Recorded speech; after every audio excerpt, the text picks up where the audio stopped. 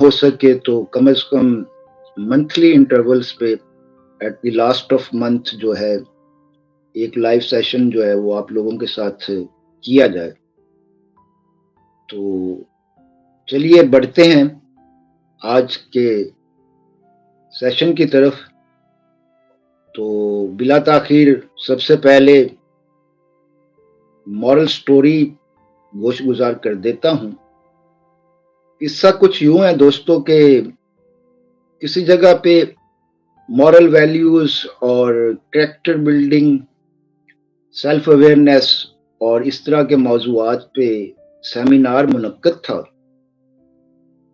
और आखिर पे ऑर्गेनाइजर्स ने तमाम पार्टिसिपेंट को एक जगह पे जमा करके ना उनसे एक बड़ी दिलचस्प एक्टिविटी करवाई। तो बड़ी वो दिलचस्प और अजीबो गरीब एक्टिविटी थी, वो एक्सपेक्ट नहीं कर रहे थे। हुआ कुछ यूं कि ऑर्गेनाइजर्स ने तमाम पार्टिसिपेंट्स को एक जगह पे जमा करके बड़े से बैलून जो हैं फुला के सबको दे दिए और मार्कर दे दिया और कहा कि जी आप बैलून के बॉटम पे छोटा सा अपना नाम, एक वर्ड में अपना छोटा सा नाम लिख लें। वो ज्यादा बड़ा ना हो, छोटा सा हो कि आपको नजर आए और वाजिद नजर ना आए, वो लिख लें। तो सब जब अपने अपने बैलून्स पर अपना छोटा छोटा सा नाम लिख चुके तो ऑर्गेनाइजर्स ने वो सारे बैलून उनसे ले लिए और एक कमरे में मिक्सअप करके ना उनको फेंक। और अब पार्टिसिपेंट्स को कहा गया कि जी 30 सेकंड में यानी हाफ अ मिनट में जो भी अपना बैलून लेके आ जाएगा उसको जो है वो कैश प्राइज दिया जाएगा। और कैश प्राइज भी उन्होंने काफी अमाउंट का अनाउंस कर दिया। लो जी, फिर क्या था, विसल होते ही वो ऐसी भगदड़ मची और वो हल्ला गुल्ला हुआ कि बैलून जो है लोगों के पैरों में आने आकर फटने शुरू हो गए और इधर जो है 30 सेकंड का टाइम मुकम्मल हो गया और किसी को अपना बैलून नहीं मिल सका। वो सब पाँव में आके ना फट गए। तो अब जो है वो सारे एक दूसरे का मुंह देखते रह गए कि जी किसी को भी कैश प्राइज नहीं मिला। अब इसी एक्टिविटी को उन्होंने दोबारा रिपीट करवाया। उसी तरह नाम बैलून्स पर लिखे गए और उनको मिक्सअप करके फिर एक उसी कमरे में फेंक दिया गया। लेकिन इस दफा उन्होंने कहा कि जी 30 सेकंड के अंदर अब करना यह है कि जिसके सामने जिसका भी बैलून आ जाए वो उठा के उसको दे दे। अब आपने अपना बैलून तलाश नहीं करना, बल्कि जिसके सामने जो बैलून आए वो उसको उठाए और उसका नाम पुकार कर उसके हवाले कर। तो इस दफा नतीजा जो है वो टोटल डिफरेंट था। वो 30 सेकंड के अंदर वो 15-20 जो पार्टिसिपेंट थे उन सब के हाथों में अपने अपने बैलून थे। 30 सेकंड से भी 1-2 सेकंड पहले जो है ना जी वो ये एक्टिविटी मुकम्मल हो गई, क्योंकि जिसके सामने जो भी बैलून आया उसने देखा कि जी ये ए का है तो उसने ए को पुकारा, उसको दे दिया, जेड का है तो जेड को दे दिया। तो जिसका भी था वो उसको मिल गया, टाइम भी पूरा हो गया। उस पे पूरा होने से पहले जो है वो सबके हाथों में अपने अपने बैलून थे। तो अमली जिंदगी में भी कुछ ऐसा ही है। हम एक रेस में लगे हुए हैं, अचीवमेंट्स जो है एक दूसरे से आगे बढ़ने के चक्कर में ना हम दूसरों को गिराते जा रहे हैं। तो अपने बैलून की तलाश में हम दूसरों के बैलून फाड़ते जा रहे हैं। उम्मीद है आप इससे मॉरल लेसन जो है वो समझ चुके होंगे। हमें कोशिश करनी चाहिए कि दूसरों को जो है ना हेल्प आउट करें, दूसरों को गिराने की बजाय दूसरों के हासिल पे और उनसे कंपटीशन के चक्कर में, आगे निकलने के चक्कर में जो है हम इखलाकियात और मॉरल वैल्यूज को भूल चुके हैं। बस जो भी है, छोटा है बड़ा है, जो भी सामने आए, रास्ते में आए, बस जी उसको गिराओ और आगे निकल जाओ। तो इस दौड़ में जो है ना, वो आगे निकलने की जद्दोजहद तो अच्छी है, लेकिन किसी को गिराने की बजाय उसको उठाना सीखिए। और खुशी जो है वो ज़हनी सुकून और इत्मीनान क़ल्ब जो है ना, वो दूसरों को खुशी देने में है। ये करके देखिए, इंशाल्लाह आपको वो बहुत ही सुकून मिलेगा और सोसाइटी में अमन जो है, वो पीस और हार्मनी जो है, इसी तरह जो है वो क्रिएट हो सकती है कि हम एक दूसरे का ख्याल रखें। देखिए, हम एक सोशल एनिमल हैं, लेकिन अब ये इंग्लिश मुहावरे जो हैं और इंग्लिश कल्चर जो है ना, इसने हमारी इस्लामी इक़दार को भी पामाल करके रख दिया है। तो कोशिश करनी चाहिए कि इंसान ही इंसान का मदावा है, इंसान ही इंसान के दुःख का सबब है। तो अब ये फैसला हमें करना है कि हमने किसी के दुःख का मदावा बनना है या किसी के दुःख का सबब बनना है। तो ये थी आज की मॉरल स्टोरी।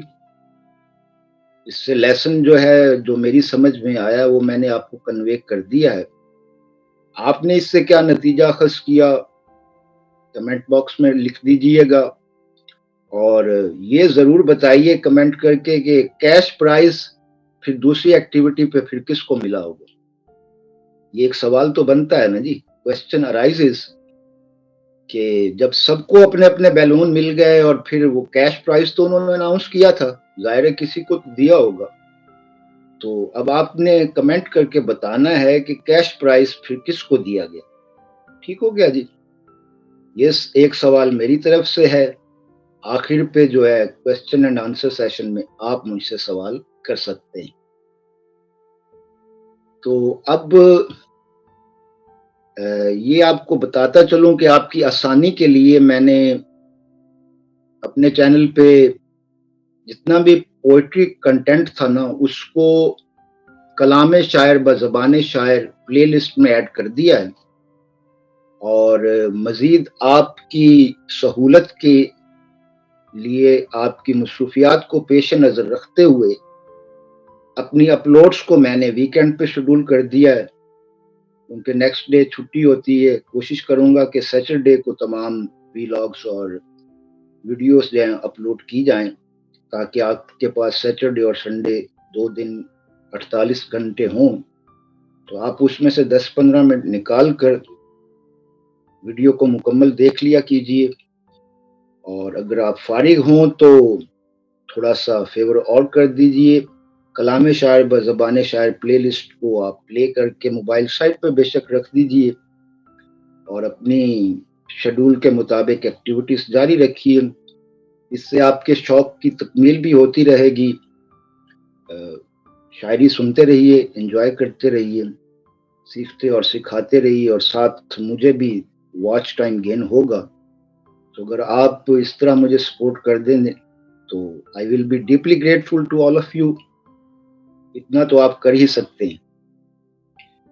तो आने वाला व्लॉग जो है वो वॉइस ओवर पोएट्री पे इस दफ़ा मुश्तमिल है।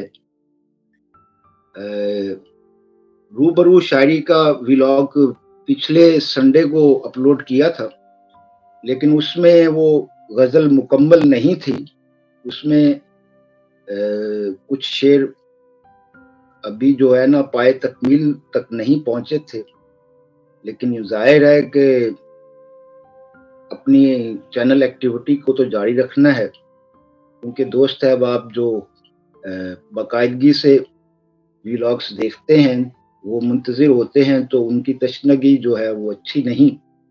इसलिए वो नामुकम्मल सा व्लॉग जो है वो मैंने शेयर कर दिया था, अपलोड कर दिया था।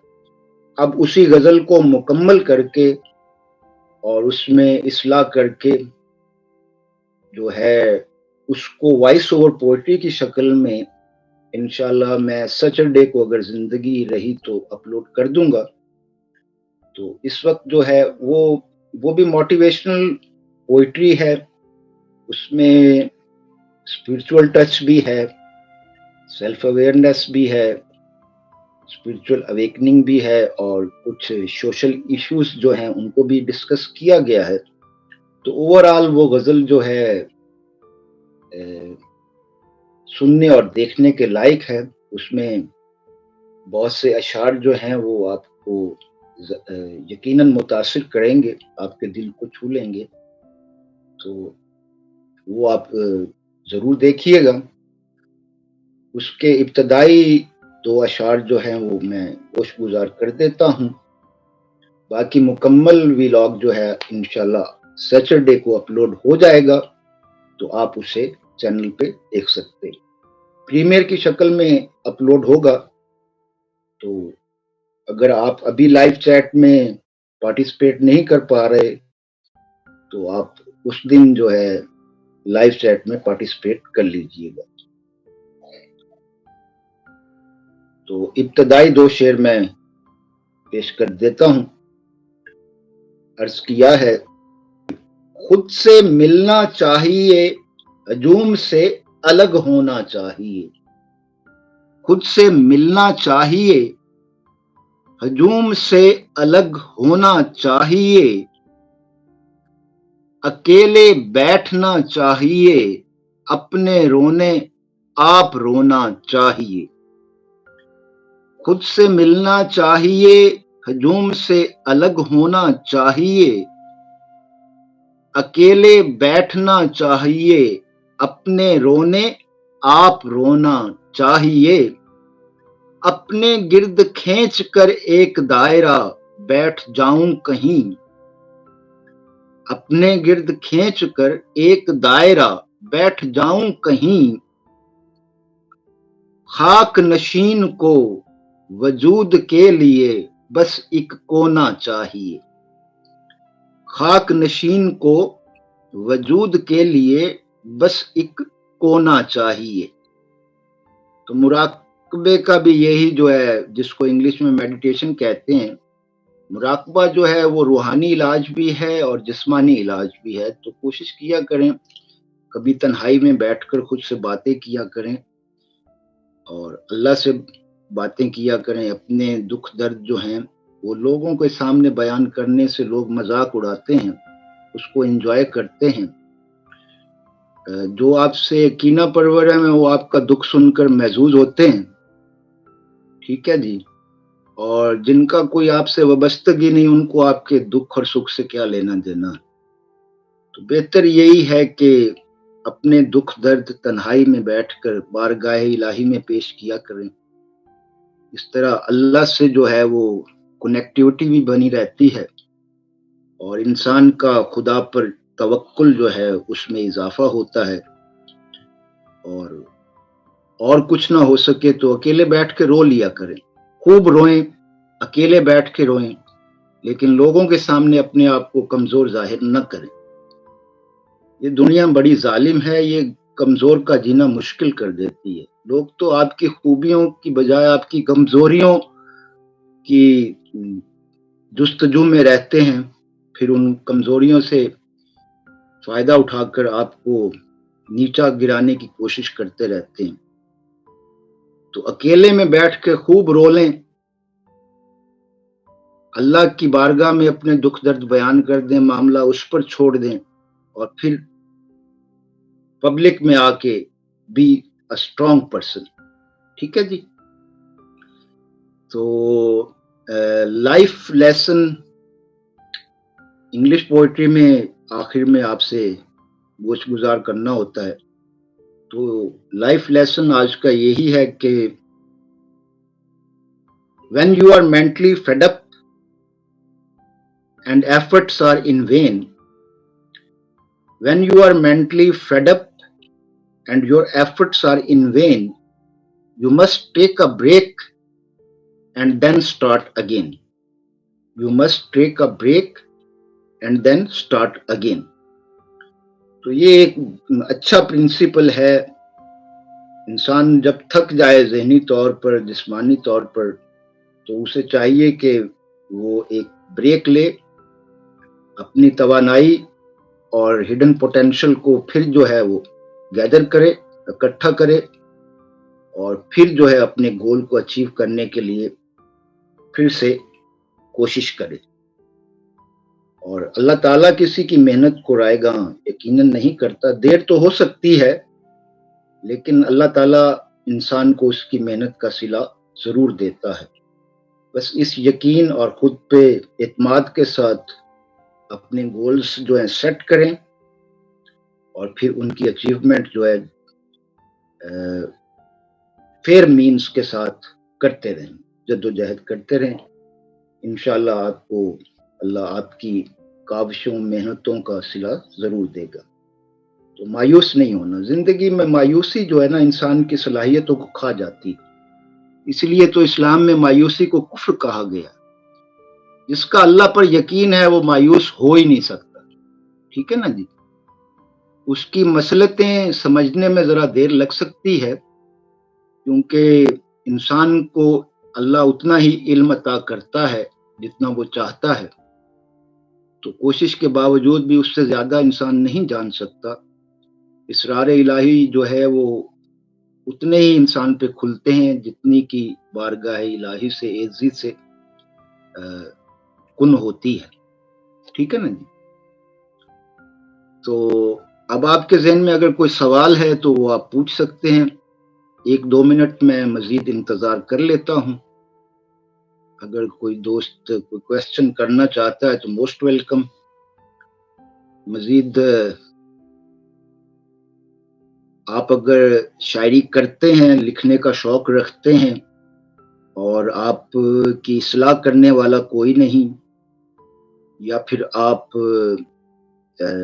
अपनी शायरी को प्रमोट करना चाहते हैं, तो मेरे चैनल पे आप लाइव सेशन में जो है वो जॉइन कर लिया कीजिए। और अगर आप इस्लाह करवाना चाहते हैं तो उसके लिए भी मैं हाज़िर हूँ।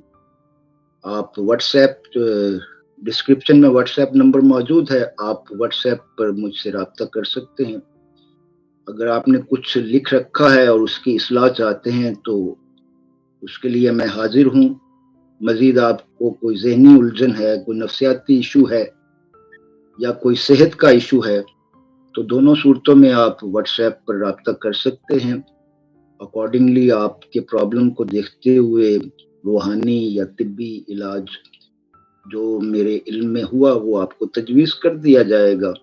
और ये दोनों काम मैं फ़ी सबीलिल्लाह करता हूँ। इसके लिए कोई चार्जेस नहीं हैं और ना ही आप हेजिटेट करें। आपको अगर कोई इश्यू है, नफ़सियाती उलझन है तो शेयर करें। मुझसे नहीं तो किसी अपने दोस्त से जो है अपना मसला डिस्कस ज़रूर करें। और डिस्कस करने से, शेयर करने से प्रॉब्लम जो है वो आधा तो सॉल्व हो जाता है। अंदर ही अंदर घुट-घुट के मरना, डिप्रेशन का शिकार रहना, वो इंसान के लिए, इंसानी सेहत, जिस्मानी सेहत और ज़हनी सेहत के लिए अच्छा नहीं होता। तो अपना कोई भी इश्यू है तो उसे डिस्कस कीजिए। कोई तो ऐसा शख्स ज़रूर होगा आपके हल्का अहबाब में, रिश्तेदारों में, घर में या घर से बाहर, जो आपके मिज़ाज को समझते हुए, आपके प्रॉब्लम को समझते हुए आपको सही मशवरा देगा। तो मशवरा करना जो है वो सुन्नत है, किया कीजिए, अपना प्रॉब्लम डिस्कस कीजिए। तो हर मसले का हल तो है। हज़रत अली करमल्लाह वजह फरमाते हैं कि हर मसले का कोई ना कोई हल ज़रूर होता है और उस हल को तलाश करना चाहिए। परेशान होने की बजाय उसका हल तलाश करना चाहिए। और अगर उस मसले का कोई हल नहीं है तो फिर क्या परेशानी? जिसका कोई हल ही नहीं है तो फिर उसमें परेशानी की क्या बात? अव्वल तो हर मसले का कोई ना कोई हल होता है, बस उसको समझने और तलाश करने की और अप्लाई करने की ज़रूरत होती है। तो अगर किसी मसले का हल है तो उसे तलाश करें, ढूँढें, मशवरा करें। और अगर किसी मसले का कोई हल ही नहीं है तो फिर क्या परेशानी? फिर तो परेशानी ही कोई नहीं ना जी। अब एक मसले का हल ही नहीं है, आपके वसाइल के अंदर, आपकी सलाहियतों के अंदर उस प्रॉब्लम का कोई सॉल्यूशन ही नहीं है, ना आपके पास है, ना किसी और के पास है, तो फिर वो है ना, वो तो फिर नामुमकिनात को मुमकिनात में बदलने की कुदरत रखता है, तो फिर वो उस पर छोड़ दें। ठीक है ना जी? तो मेरे ख्याल में अभी तक किसी ने कोई सवाल नहीं किया, या फिर कोई लाइव सेशन देख ही नहीं रहा, ऐसा भी हो सकता है। एनी हाउ, इसी के साथ आज की नशिस्त का इख्तिताम होता है। जिंदगी रही तो जल्द मुलाकात होगी किसी नई काविश के साथ। तब तक के लिए इजाजत दीजिए। अपना ख्याल तो सभी रखते हैं, दूसरों का ख्याल रखिए। खालिक और मखलूक से राब्ता बहाल रखिए। फराइज और हकूकुल इबाद का ख्याल रखिए। आह से बचें, न बनकर फरियाद रहें। दिलों में बसें, दुआ में याद रहें। आप सब लोग मेरी दुआओं में शामिल रहते हैं। मुझ नाचीज़ को भी अपनी दुआओं में याद रखिएगा। Thank you for watching.